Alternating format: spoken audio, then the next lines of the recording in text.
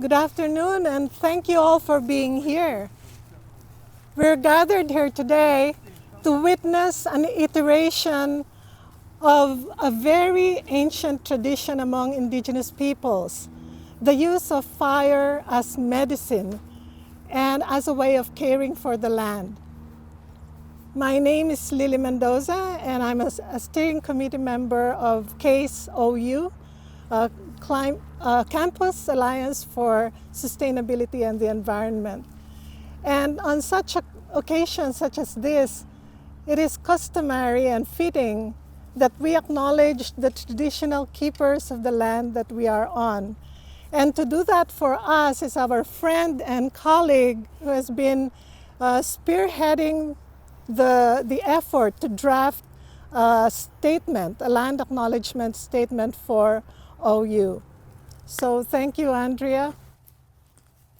I just want to say that this is a big day for Oakland because after 2 years of grassroots work on developing a land acknowledgement in conversation with tribal members here in Michigan and indigenous leaders in Detroit, we have a land acknowledgement that will put into practice what we've learned from those communities.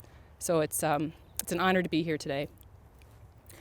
Oakland University resides on the ancestral, traditional, and contemporary lands of the Anishinaabe, known as the Three Fires Confederacy, comprised of the Ojibwe, Odawa, and Potawatomi. The land was ceded in the 1807 Treaty of Detroit and makes up southeast Michigan. In recognizing the history and respecting the sovereignty of Michigan's Indian nations, Oakland University honors the heritage of indigenous communities and their significant role in shaping the course of this region. Further, we recognize the wrongs done to those forcibly removed from their homelands and commit to fostering an environment of inclusion that is responsive to the needs of First Peoples through our words, policies, and actions. The preservation and perpetuation of customs and traditions of indigenous nations are essential to our shared cultural heritage. A deep understanding of Native peoples, past and present, informs the teaching, research, and community engagement of the university in its ongoing effort to elevate the dignity of all people and serve as shared stewards of the land. Thank you, Andrea. And I also wanted to give a big shout out to CAS Dean Kevin Corcoran, who has been a staunch supporter of both the prescribed burn and the land acknowledgement endeavors. We had wanted to do this little ritual offering as a way of reminding us, modernized humans, what we have forgotten in regard to our species' sacred covenant with the land. Among still intact indigenous peoples, nothing is done in regard to the wild without some sort of ceremony. As one elder from Ghana wondered in amazement, is it true that in the United States, a farmer will put the seed into the ground and not pour any libations, offer any prayers, sing or dance, and expect that seed to grow? This is why you are all sick, because you see the earth as a thing and not a being. And so fire, marshes, grasses, insects, trees, wetlands, in our unlearning of our human tendency towards supremacy, are not only living beings, but kin, older, in many ways wiser relatives, deserving of courtesy and honoring through the respectful asking for permission.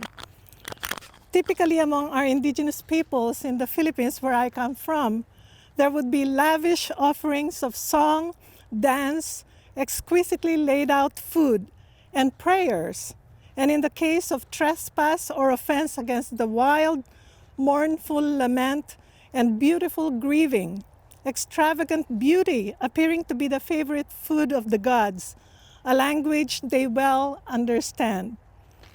In lieu of such, I have requested Jim, also a member of our steering committee, whose gift is exquisite wordsmithing, to regale with a poetic offering not us human participants in this event, but the gods of fire and the lords of wind and weather, hoping they may look kindly and with blessing upon our efforts today. Many thanks to our dear colleagues Scott Tiggs and David Mindell, whose love and genuine wonder at the magnificence of the wild has been teaching them, and in turn us, to hear the cries of this place, this preserve for the medicine of fire. It has been a long time coming, and we are grateful it is finally here. All blessing. Jim, you want me to hold? So making no pretense to be indigenous ourselves, but wanting to learn from the folk whose land we are on and go back and recover deep in our own ancestry some of those similar traditions. I offer the poem that Lily was just referring to that I wrote for the burn, and then one little additional offering after that. This is called A Prayer to the Burn. Fire, orange specter of night, blazing since the bang, heart of the sun, heart of the home, heart of our own rib-sheltered kiln, belly churning grain into brawn and brain, child of the great womb of the big dark, now galactic trillions strong in your arc into the vast unknown. We here, little ones, forgetting even the native crones whose river zones and forest loam we so crudely sullied with blood and settler hubris, we now own our debt and ignorance, seek to grow small in uptake and big of ear, to hear what mysteries of burning might renew the yearning of green and wing and berry. We know you as companion, never quite made slave, outsourcing our digestion, birthing our cranium, conferring possibility on a yearning as fierce and consuming as your own flame. But now we see that we are but faint imitation of what roars across the stars in stunning incandescence and harbors as soft and unsheathed as seed waiting to flare into magnificence.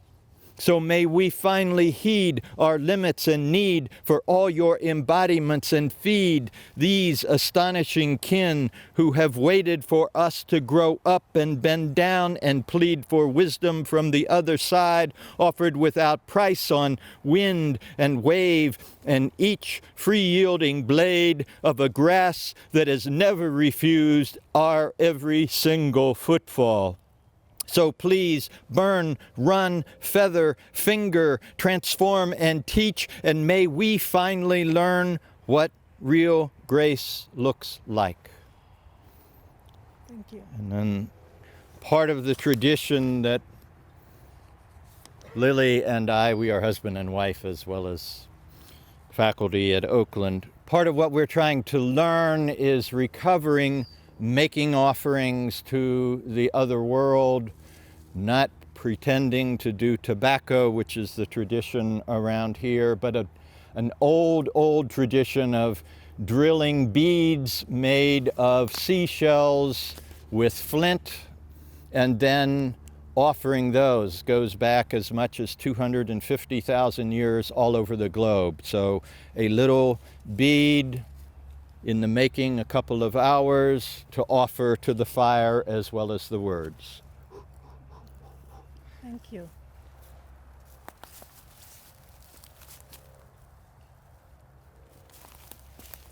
We can go ahead.